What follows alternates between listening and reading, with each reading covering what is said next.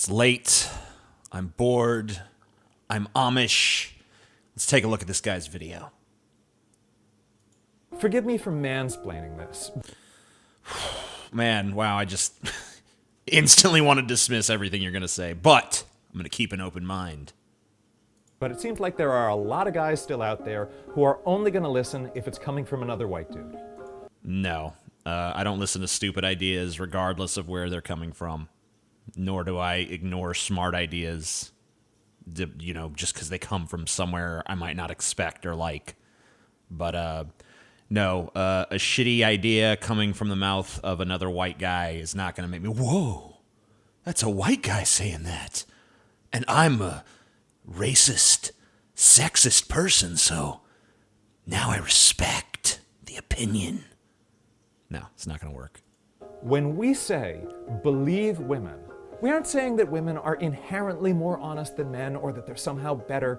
We are simply saying that when a woman says she's been sexually assaulted, it is extremely likely that she is telling the truth. And there are at least 3 simple and awful reasons for this. All right, so if women are not inherently more honest or trustworthy than men, which you say you're not saying, then that's all the more reason why the Believe Women hashtag is not to be taken seriously. Because men are liars, women are liars, people are liars. Yeah. But let's let you get to your list. Let's let you do the substance of the argument. But yeah, just that's the statement that hashtag Believe Women is not saying that women are inherently more honest. If it's not saying that, then it has no argument whatsoever.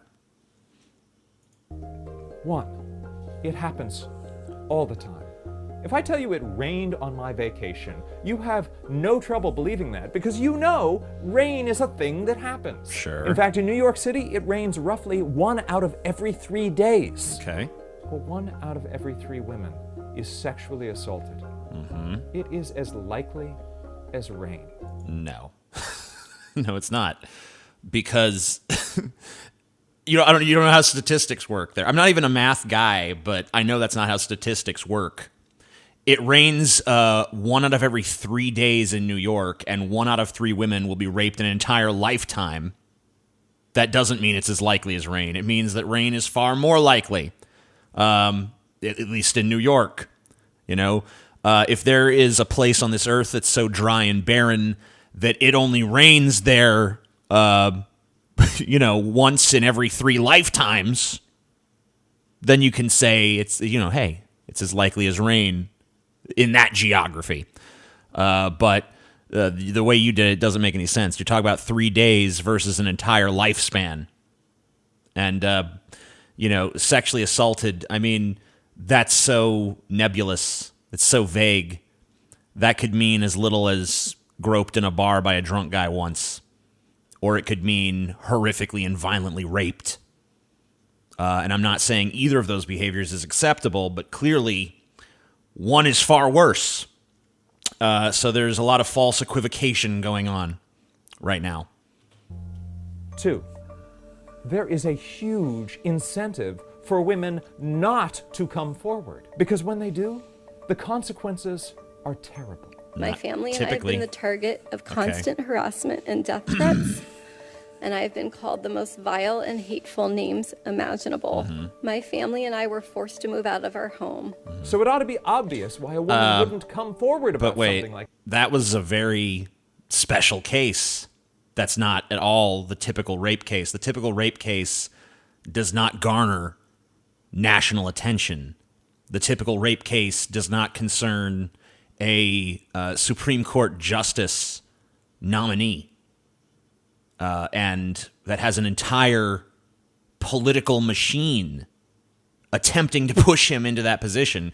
We have 2 major parties in this country, and one of those parties had a gigantic vested interest in putting Kavanaugh on the Supreme Court, and the other party had a huge interest in not allowing him on the Supreme Court. So you have 2 giant political machines pushing against each other with with that poor woman caught in the middle, that's hardly a typical situation. Most rape victims are not likely to receive death threats just for making an accusation. That's a very special circumstance. And I agree that the death threats that she almost certainly did receive were horrible, but I'm pretty sure Kavanaugh probably received plenty of death threats as well. I don't think it was a fun experience for him and his family. Now, I don't think anyone should be sending death threats to anybody. I don't think anyone should be harassing anybody. I don't think anyone should be doing any of that shit to their fellow human beings. I think we need to be more civil than that. It's pretty bad when we reach the point in society where I'm calling for civility, but there it is. But yeah, that's not at all a typical case. Now, if you're making an argument specifically about that case, then go right ahead and say, hey, why would Christina Blasey Ford, why would she make up these claims when there was all these terrible repercussions? If you want to make that argument, go right ahead and make it. But if you want to generalize that argument and extrapolate it to all people making allegations of rape, that's just not a good analogy because it's such an atypical case. Like this until it became a matter of national significance. 3, you know who the consequences usually aren't terrible for? Usually. Duh, the men. The president is trying to stoke this fear that there is this epidemic of false claims against men to bring them down. It's a very scary time for young men in America when you can be guilty of something that you may not be guilty of. Let's be clear about this. If sexual misconduct claims are just some ploy to bring men down, it's not a good ploy. Yes, there are beginning to be consequences for some men in power. But the fact of the matter is that the President of the United States has been accused of sexual misconduct by at least 20 women, and he is sitting... Once again, though, we're talking about a really atypical example here. We're talking about a powerful man, a rich man, a man of great social influence, a man with a political movement behind him. Most men don't enjoy those sort of resources when a rape accusation comes their way. Let's take a look at a few examples. Police say Louisville woman falsely accused LMPD officer of sexual assault. This woman accused an officer of sexual assault. The officer was actually wearing his body cam at the time, and it proved that he did not commit sexual assault. Why would she lie? She would lie because she was pissed at the officer for arresting her, and she wanted to do something to hurt him. Just like these girls who made false accusations, a group of, I think, 5 teenage girls conspired in person and via electronic communication devices to falsely accuse a boy named TF of sexual assault on 2 occasions. According to the lawsuit, the first allegation happened in July 2017 at a swimming pool party where TF worked as a lifeguard, and then Seneca Valley High School graduate Megan Valagas. Valagas is the only teen defendant named in the suit. The others are minors and referred by their initials. The teen was charged with sexually assaulting a teen girl named in the suit at KS at the pool. Valagas corroborated the claim, saying she was there. The boy was fired. I think he also ended up spending some time in a juvenile detention facility. Here's some other things that happened to him. He was, he went through the juvenile court system. At school, a student putting masking tape on his back with the word predator. I don't know how they got away with that. You figure you'd notice someone putting masking tape on your back, but whatever. And it was all done just because they didn't like him. A cabal of 5 different girls conspiring together. Not one of them said, hey, this is wrong, you guys. They're all just like, yeah, let's destroy that piece of shit because we don't like him. This is a guy, Brian Banks, spent 6 years in prison because he was accused of rape. The charges were dropped after the woman confessed on Facebook that the rape never happened. Why did she do it? She's probably pissed at him. Rape charges against 4 California dentists dismissed after video contradicts woman's story. So this is another incident. We actually covered this on Flash Fried, one of the shows we do over on the Deep Fat Fried channel, my podcast channel. These 4 dentists were all accused of raping a woman. They were facing charges. They'd spent some time in jail. Even they went to court. Actually, I don't know that they spent time in jail, but they did go to court. All the charges were dismissed because there was video evidence that contradicted the woman's story. So there's a woman that accused 4 different men, and it went all the way to trial on the basis of nothing more than her accusation. There's a guy in, I think, somewhere in England. It says here, last week, the UK Supreme Court gave judgment in a case brought by a taxi driver who was known as AR. He was acquitted of rape by a jury at Bolton Crown Court in 2011. He left that court a free man. He had no prior convictions. As far as he was concerned, no one had the right to doubt his good character, but he was wrong. When this 30-something married man with children who was a qualified teacher with a first-class degree applied to teach in college, the police disclosed the rape allegations to his prospective employers and ended his teaching prospects. He tried to return to his previous job as a taxi driver, but the same police disclosed again, denied him his livelihood. So here's a man who was accused of rape, found not guilty, and yet his life is still being destroyed. Because everywhere he applies, the police divulge that he was accused of rape. And no one wants to hire even an accused rapist, even one that was found not guilty. Then, of course, there's the high-profile cases like the Rolling Stone story chronicling a rape that allegedly happened at the Phi Kappa Psi fraternity house in 2015. That story was discovered to be absolutely false. The Rolling Stone did no research. They did exactly what you prescribe, which is they just hashtag believe women. And it turned out the story was complete bunk. And the woman was the journalist who wrote the story was fired. Rolling Stone, as you can see here in this headline, was forced to pay $1.65 million to the fraternity over the discredited rape story.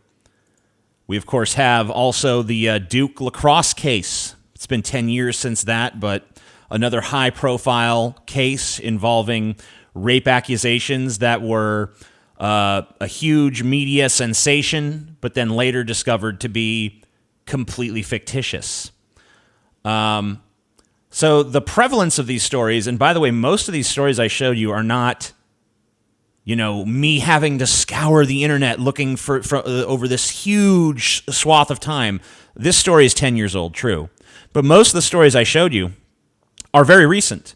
Most of those are just recent stories that I happened to find. So this is kind of thing raises the question of, like, how many false rape accusations really are there? And you can find statistics that claim as low as 2%, and you can find statistics that claim as high as 60%. The ones I'm talking about with the 60% figure, which I thought was interesting, it says here, the late 1980s and early 1990s saw some serious studies conducted by the U.S. Air Force, Purdue University, and other institutions in measuring the rate of false rape accusations. These studies employed an unimpeachable method of recording a rape accusation as false only if the accuser admitted that it was false. These serious studies concluded that between 40 and 60% of accusations of rape were false based upon the admissions of the accusers. Now, there's a few things about that study, and here's here's a study that says, it's between 2 and 10%. But let's talk about this bombshell study from the 80s and 90s. Now, there's some problems with this study. It only looked at rape accusations against people who were in the Air Force. The Air Force might well have had a vested interest in making it seem like a lot of these reports of rape were exaggerated. So here's how the study was conducted. A review of 556 rape accusations filed against Air Force personnel found that 27% of women later recanted. Then 25 criteria were developed based on the profile of those women, and then submitted to 3 independent reviewers to review the remaining cases. If all 3 reviewers deemed that the allegation was false, it was categorized as false. As a result, 60% of allegations were found to be false. Of those women who later recanted, many didn't admit the allegation was false until just before taking a polygraph test. Others admitted it was false only after having failed the polygraph test. So it doesn't sound like there that all of these women recounted. It sounds, unless I'm misreading it, it says that 27% of the women recanted their testimony. Now, you could say that maybe they were pressured into recanting because they were under such intense scrutiny, and many of them had failed polygraph tests, which are not particularly accurate, in my opinion. It says here, in a 9-year study of 109 rapes reported to the police in a Midwestern city, Purdue sociologist Eugene J. Cannon reported that in 41% of the cases, the complainants eventually admitted that no rape had occurred. So that's 41%, that's 27%, that's 60%. This is all over the map. Now, we don't have good, reliable statistics, honestly, on what percentage of rape allegations are false. But it seems like there is some evidence that a good percentage of them are. We've seen high-profile rape cases where it turned out the women were lying. We've seen statistical analysis of different rape claims that discovered that 27% are false, 60% are false, 41% are false. There's another one on here that says that 50% turned out to be false. There's another one here conducted by the Department of Justice. It says in about 25% of the sexual assault cases referred to the FBI, the primary suspect has been excluded by forensic DNA testing. It should be noted that rape involves a forcible and non-consensual act, and a DNA match alone does not prove that the rape occurred, so the 25% figure substantially underestimates the true extent of false allegations. Now, I'm not saying that any of this is gospel truth. I don't know intimately how these studies were conducted. I don't know the methodology. I don't know if it was flawed.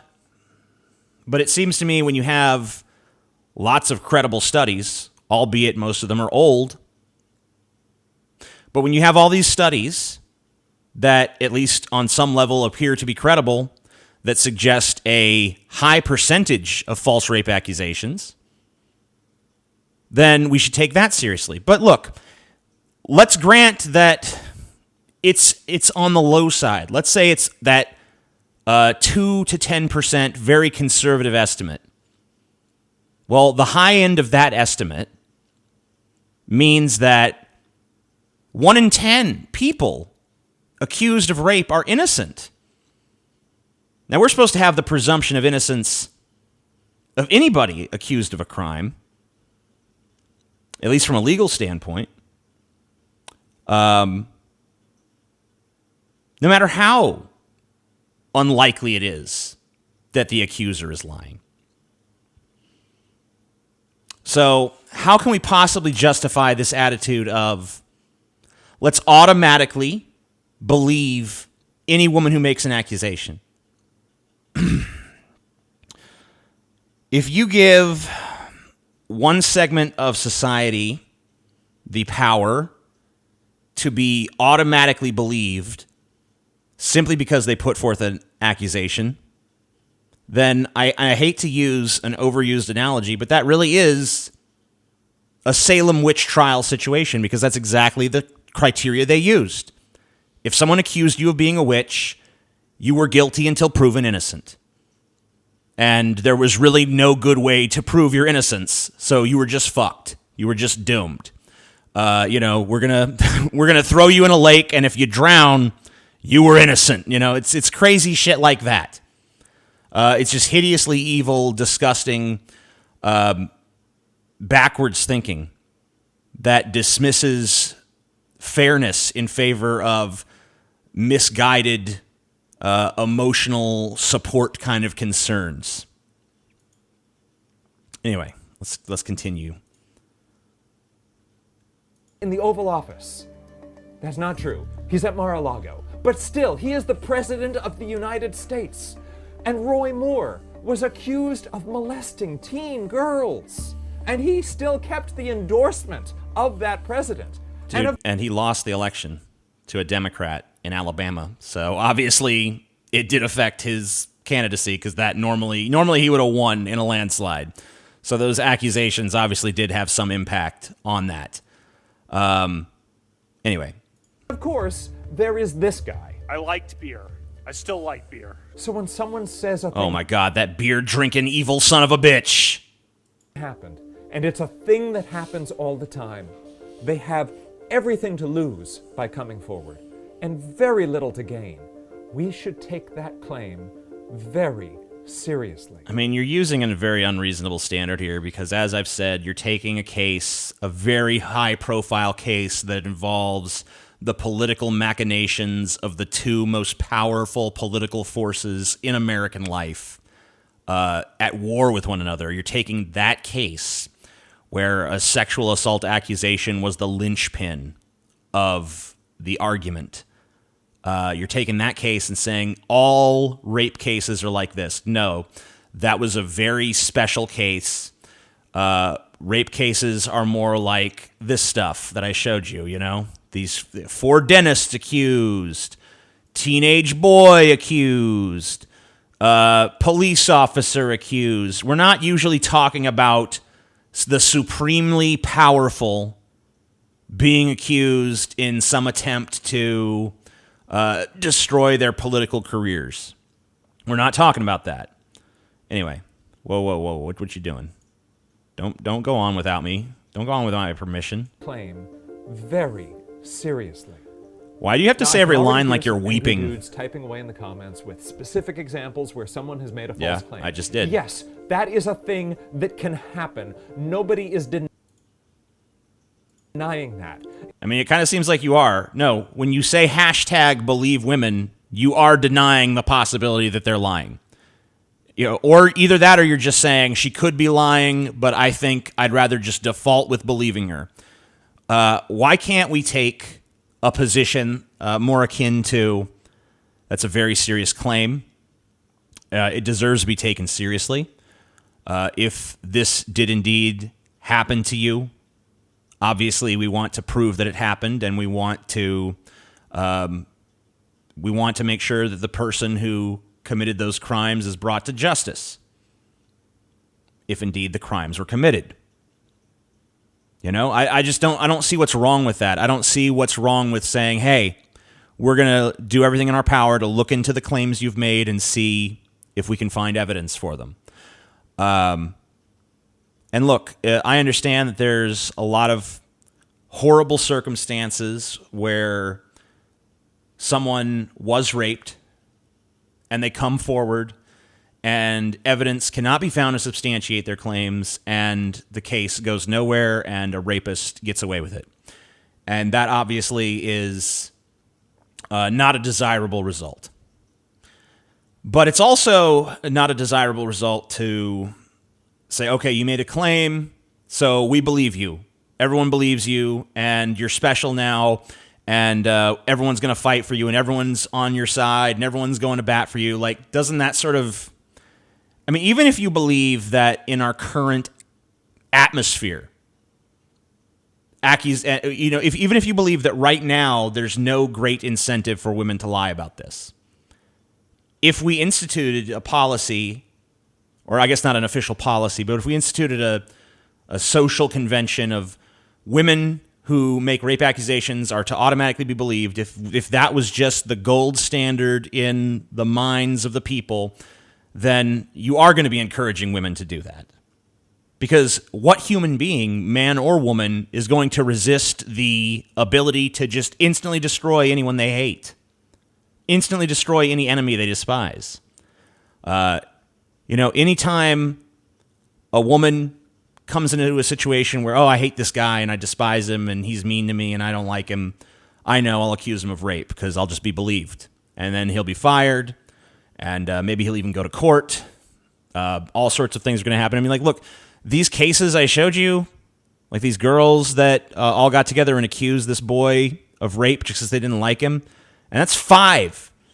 I mean, like, just think about that case. That's 5 different girls who all know each other, who got together and hatched this plan. That's not 5 girls from all across the country that are just bad apples. That's 5 girls in the same basic location who knew each other, who came to the conclusion that this was a good idea, came to the conclusion that the best way to deal with a guy they didn't like was to accuse him of sexual assault and get him arrested and get him to lose his job and get him to be ostracized from polite society. That's 5 girls in one place. And you mean to tell me that there's no incentive? There's no incentive here for girls to lie about that? I mean, if we made a thing if we just said, hey, the only criteria for someone believing someone stole something from you. Quit auto-playing, you piece of shit. The only criteria to believe that someone stole something from you is just you have to accuse them, or to say that they're whatever. They're a werewolf. Who gives a shit? If you just say, hey, my neighbor is a werewolf because you don't like him because he mows his lawn too early in the morning and wakes you up. He's a werewolf. Take him away. And then they grab him and say, fucking werewolf, shoot him with a few silver bullets. There's one less werewolf in this community. Solve that problem. Like, you don't think that would be abused anytime you just give someone carte blanche power and say, hey, anything that you say will be believed. You don't think that there's going to be tons of opportunistic people who are going to use that to their advantage and lie? I mean, you said at the beginning of this that you don't believe that women are any more honest than men. So I have to believe that if you create a society where #BelieveWomen is just the gold standard, then women are going to lie. They're already lying. We can prove they're lying. Not all of them, probably not even most of them, maybe not even a lot of them, but some of them, for sure. By your own admission, some of them. So even if the percentage is tiny, what's your objection to skepticism? What's your objection to saying, we don't know? We don't know. It's the most honest statement about it. We don't know. We're trying to get to the bottom of it. We're trying to investigate it. We're trying to find out what really went down. What's wrong with that? What's your objection? When we hear that someone's house burnt down, our immediate reaction is to assume that that person is a survivor of a terrible thing that happened. In the same way. I mean, can you either just cry or don't, Like, you seem like you've been on the verge of tears for this entire video. So, can we just get to it? Can we get to the part where you just bawl? And by the way, the whole fire analogy, it's a very different thing. I mean, first of all, every fucking fire, and I know this because I just recently went through a house fire, a fire is investigated. One of the first things they do when a fire happens is they send out a fire investigator to determine what was the cause of this fire. And that investigator is not there to assume anyone's guilt or innocence. He's there to investigate the fucking fire and to try to figure out what happened. He's objective. He or she ideally goes into that situation completely objective, without any sort of preconceived notion about what happened. And there's nothing wrong with that mentality. As for, if someone tells me, man, my house burned down, I'm probably not going to assume they must have burned it down for the insurance money. But fire is not going to be victimized if I just automatically believe that person. When you're talking about a rape accusation, you're talking about one person making a fucking claim against another person.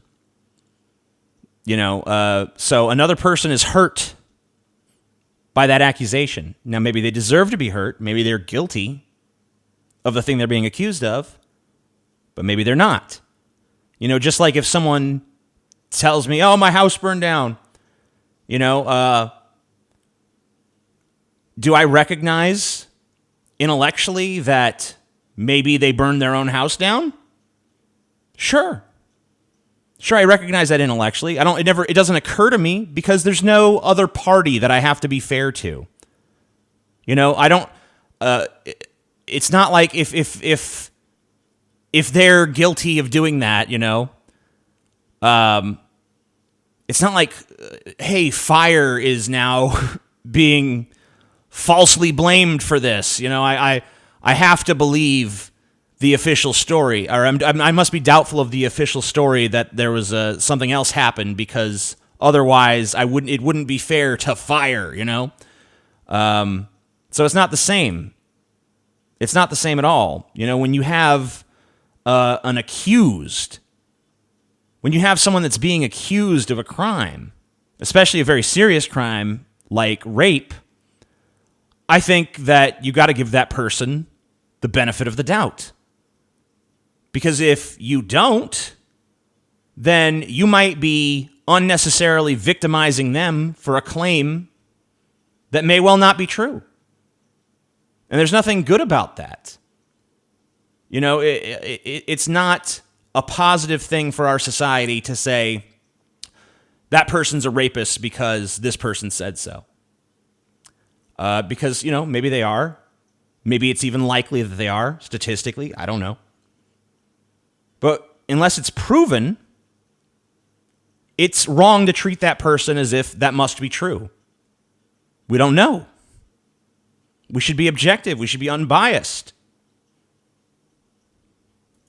Our default position must be to expect that women are telling the truth about this. Now, nothing that Yeah, I'm sure that wouldn't affect the impartiality of juries or anything either. I've said should be coming as news to anyone. Women have been saying exactly this for years, and men keep not listening. And this is I've actually listened. I've listened to it, yeah. I just don't find it to be credible for all the reasons I outlined during the course of this video. Like I said, a bad idea is a bad idea, whether it's coming from women, men, white people, black people, Asian people, short people, tall people, bald people, hippie people, redneck people, whatever. I don't appraise a claim based on the outward appearance and superficial traits of the person who's saying something to me. So there's not been this case of me plugging my ears and going, la, la, la, la, la, la, I won't listen. No, I have a problem with what's being said. I have objections. I don't think that the ideas being presented here hold up to scrutiny. Or problem to solve. So fellas, talk to your friends. Tell them you believe women. Tell them why you believe women. Tell them why we all must believe women. No. Let that be the new locker room talk, okay? No. This is our responsibility. Get out of here. Get the fuck out of here. So that was horrible. I've seen worse. I didn't rage at any point. I never got hot under the collar. I was kind of hoping I might. But, whatever. I feel like I provided a decent enough counter-narrative. Maybe I'm wrong. Maybe I'm the stupid fuck here. Let me know. I have no objection to being told what you think about what I've said here. If you want to respond in the YouTube comments or anywhere else that I might see it, I'm willing to hear other arguments, or maybe you don't disagree with me, but you have other information that you'd like to add to the discussion. You'd like to look at it from a different angle, or maybe you just want to express agreement with what I've said. Whatever the case may be, I appreciate reading comments from all of my viewers, and I hope that you'll do so. I hope that while you're doing that, you'll also consider giving this video a thumbs up if you enjoyed it. And you can support content like this by supporting me on Patreon. We have one of the probably most generous Patreons on Patreon. I'd kindly thank you to take a look at it, even if you're maybe reluctant to contribute to that. Maybe just take a look and see what you think, because we do offer quite a bit. And I appreciate you guys watching this. I know it's kind of a slower video, but I think it was worth taking a look at this. So I'm the Amazing Atheist. Peace the fuck out. Thank you kindly.